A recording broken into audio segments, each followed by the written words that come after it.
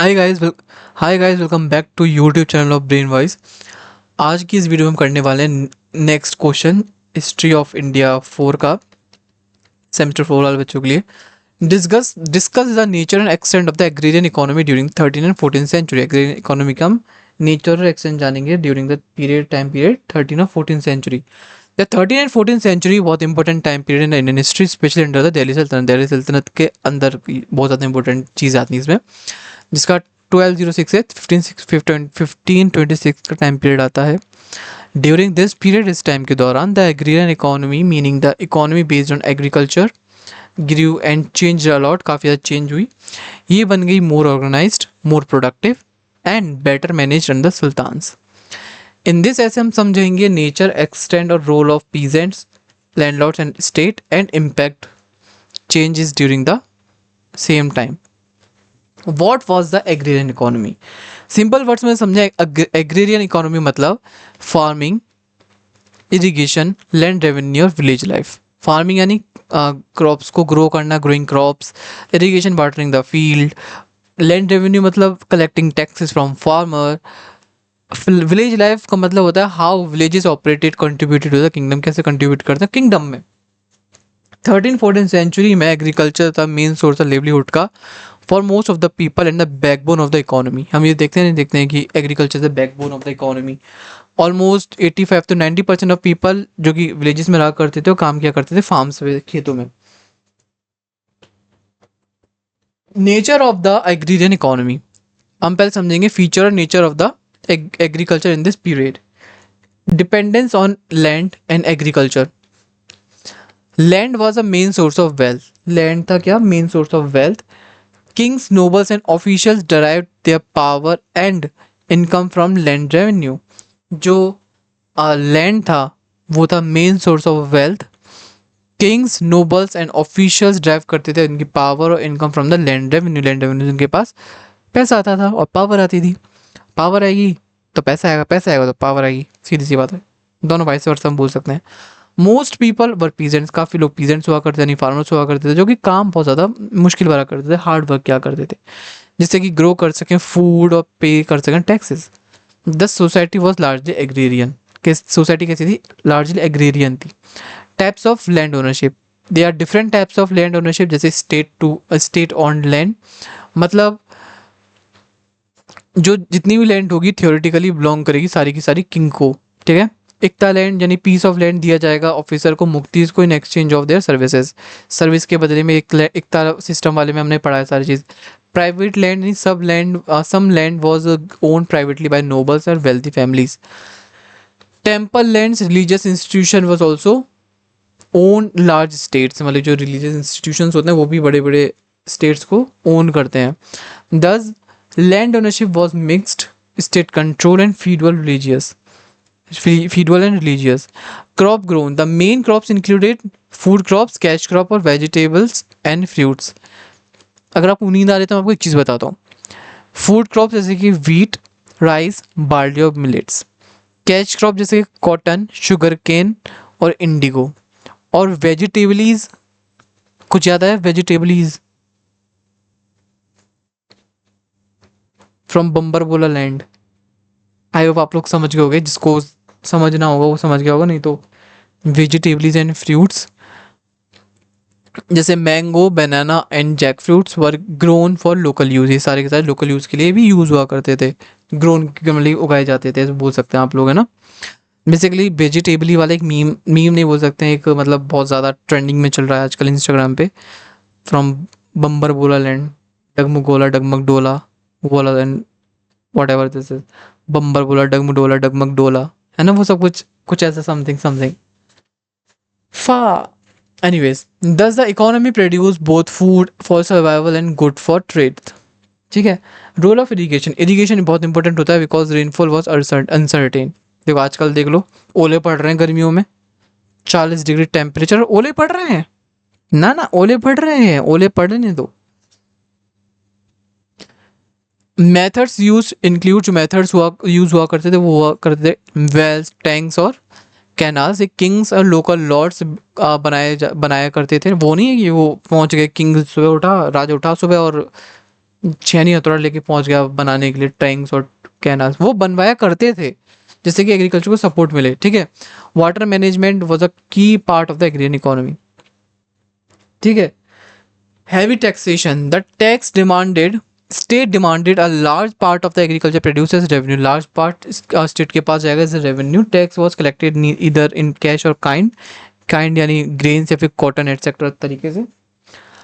Peasants were heavily burdened and lived in subsistence labor just enough to survive. इतना ही रहा करते थे कि survive कर जाएं, ठीक है, इसी लेवल पर रहा करते थे. The revenue system was tough for farmers. बहुत ज़्यादा tough हुआ करता था farmers के लिए.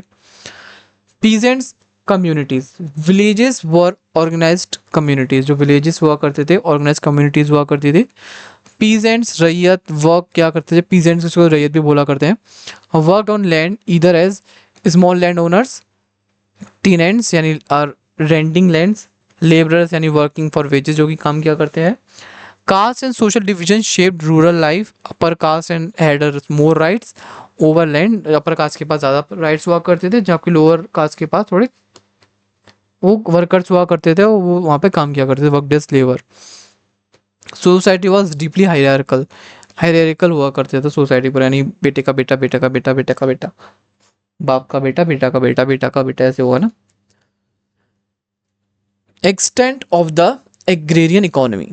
अब हम समझेंगे कितना वाइड स्प्रेड था और कितना इंपॉर्टेंट है agriculture during the same period 13 to 14 century India में. Geographical spread.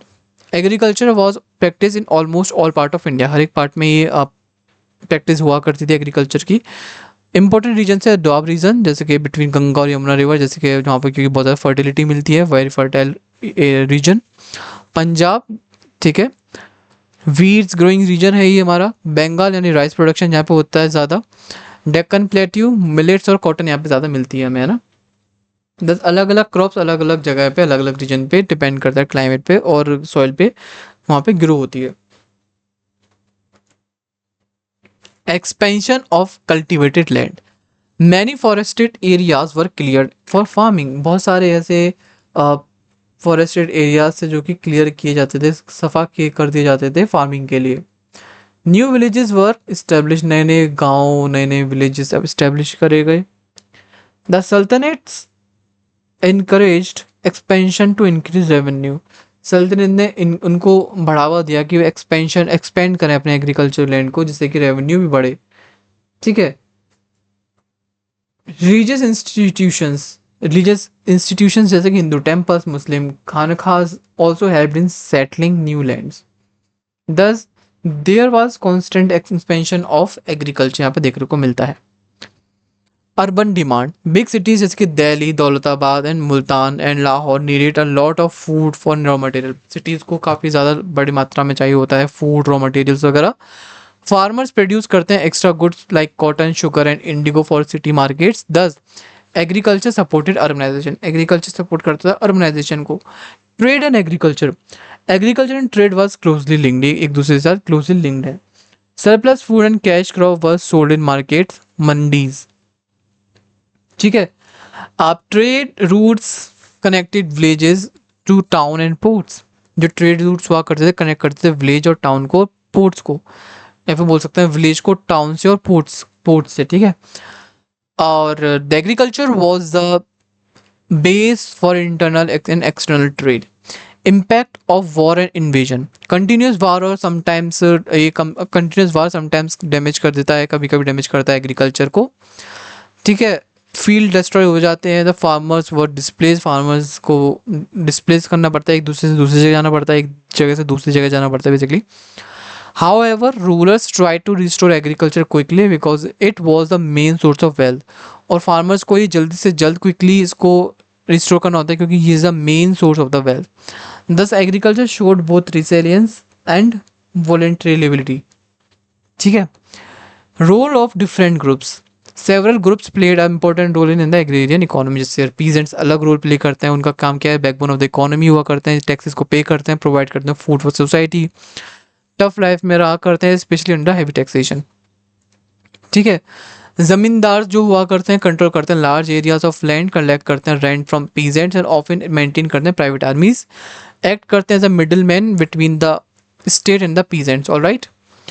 स्टेट ऑफिशियल जैसे मुफ्तीज और अमील्स अपॉइंटेड बाय द सुल्तान, ये सुल्तान अपॉइंट करते हैं इनको जिससे कि कलेक्ट रेवेन्यू को कलेक्ट कर सकें. Enforced the Kings order in the rural areas.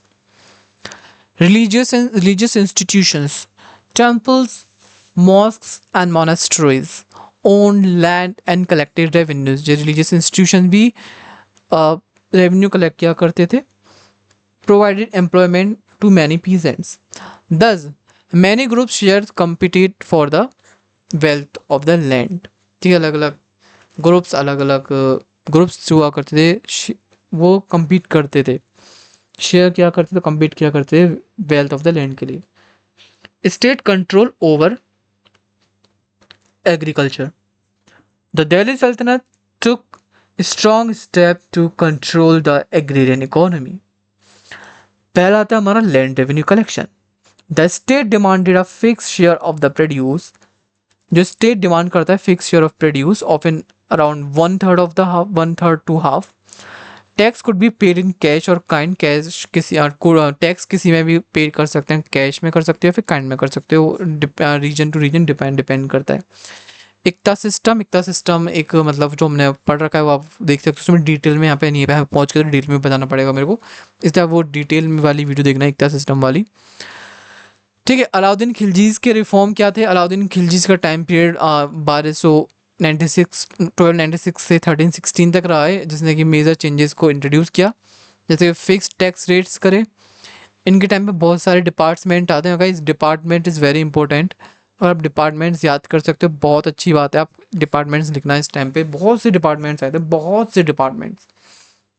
मेरे पास डिपार्टमेंट्स के सबके नाम लिखे हुए हैं जो कि आपके CUET PG में काम आएंगे. सारे डिपार्टमेंट्स अभी नहीं आएंगे लेकिन CUET PG में आएंगे. अगर आप उसको अभी से कर लोगे तो अपने एग्जाम में आपको प्लस पॉइंट हो जाएगा, और CUET PG का तो फिर यही है ना. अगर आप चाहोगे तो आप बता दें मेरे को कमेंट में, मैं आपको लाइव में आके करवा दूंगा. ठीक है, अगर टाइम होगा तो. अगर ज़्यादा कमेंट है 150 प्लस कमेंट्स आए तो मैं कराऊंगा ये सारे डिपार्टमेंट्स. ठीक है, विद इन 1 और 1.5 मंथ. ठीक है, अभी क्या है 8 मई है आज, लगभग अगर आता है हमारा 15 मई तक, 15 मई कह रहा हूँ सॉरी, 15 जून तक आता है तो मैं कराऊंगा आगे, नहीं तो फिर कोई इशू नहीं है, आप कर सकते हो कहीं से भी, आपको अवेलेबल हो जाएंगे. कहीं के अलग अलग डिपार्टमेंट्स, अलग अलग चैनल्स, अलग अलग रीडिंग्स आपको पढ़नी पड़ेंगी, यहाँ पे आपको अलग अलग डिपार्टमेंट्स मिल जाएंगे, लेकिन मैं कराऊंगा वो अलग अलग रीडिंग से एक जगह करा दूंगा सारा. Anyways, direct collection from peasant. Direct collection of the peasant से reduce the power of middleman. He wanted to prevent nobility from the becoming too rich and powerful. Thus, strong rulers made attempt to regulate the economy. Strong attempt करे जाते हैं जिससे कि economy को regulate किया जा सके. मोहम्मद बिन तुगलक्स एक्सपेरिमेंट्स. मोहम्मद बिन तुगलक ने, जो इनका टाइम पीरियड 1325 से 1351 तक रहा है, 51 तक. ठीक है, try to increase tax demand. इसने इंक्रीज किया टैक्स डिमांड, साथ ही साथ एक्सपेंड किया agriculture into less fertile areas. और ऐसी जगह उसने एग्रीकल्चर एक्सपेंड किया जहाँ पे की फर्टिलिटी ही कम है. His experiments largely failed. इनके एक्सपेरिमेंट काफ़ी फेल हो गए, causing peasants revolt and famines. ठीक है, इम्पैक्ट क्या क्या हुआ on the agriculture economy. Rise of the village and towns. Village और टाउन्स यहाँ पे देखने को मिल रहा है, इनका बढ़ रहा है. सोशल चेंजेस देखने को मिलते हैं यहाँ पे. कल्चरल डेवलपमेंट यहाँ पे देखने को मिलता है, जैसे कंस्ट्रक्शन एंड अलग अलग चीज़ों का कंस्ट्रक्शन देखने को मिल जाएगा, क्योंकि कल्चर का डेवलपमेंट हो रहा है ना. प्रोस्पेरिटी देखने को मिलती है कल्चर में, है ना. स्ट्रेंथनिंग द स्टेट को मजबूत करता है ये, जैसे लार्ज आर्मीज, बिग पैलेसेस और एडमिनिस्ट्रेशन कर द वास्ट टेरिटरीज. प्रॉब्लम और वीकनेसेस क्या थी. कुछ despite the strength the agrarian economy has face challenge. कुछ चैलेंजेस जैसे हैवी टैक्सेशन. पहला आता है हमारा, कुछ चैलेंजेस फेस करने होते थे, वो पहला हमारा आता है हैवी टैक्सेशन. फेमाइंस, भुखमरी होती थी. इनइक्वालिटीज देखने को मिलती है. Dependency on monsoon. ठीक है, और ये सारी चीज़ें यहाँ पे देखने को मिलती हैं. और हालांकि एग्रीकल्चर लाइफ लाइन था, बट ये बहुत ज़्यादा फ्रेगाइल था, यानी बहुत ज़्यादा नाजुक था. कंक्लूजन क्या है, 13-14 सेंचुरी का जो एग्रेरियन इकोनॉमी है बहुत ज़्यादा इंपॉर्टेंट है पढ़ने के लिए, एक हार्ट है इंडियन इकोनॉमी का. ये शेप करता है society, politics and the culture of the Indian economy in India during the time of Delhi Saltanat 13 to 14 century, land and agriculture determined power, wealth and status, जबकि रूलर्स हैं हमारे अलाउद्दीन खिलजी, ट्राई करते हैं रेगुलेट करने और मजबूत करने में एग्रीकल्चर को। It always remain dependent on many factors जैसे कि nature, Wars and the structure, social structure. इसका नेचर और एक्सटेंट समझना इतना ही ज़रूरी है ऑफ द एग्रीरियन इकोनॉमी, जो कि हमें मदद करता है, क्योंकि हमें ये मदद करता है कि कैसे मेडिवल इंडिया काम करता था, worked. It was the world where plough was an as a important as a sword, जो हल था उतना ही ज़रूरी था जितना कि तलवार थी। And where villages feed empire, जहाँ पे कि छोटे छोटे विलेजेस एम्पायर को फीड करते थे, पूरे एम्पायर को। ठीक है, फिर आएगा नेक्स्ट क्वेश्चन जो करेंगे हम नेक्स्ट वीडियो में। For this video thank you so much for watching this video, do like, comment, share, subscribe, do have this video, and yes you can join the YouTube channel or Telegram channel as well as WhatsApp channel also of Brainwise. Okay, thank you so much. Bye bye.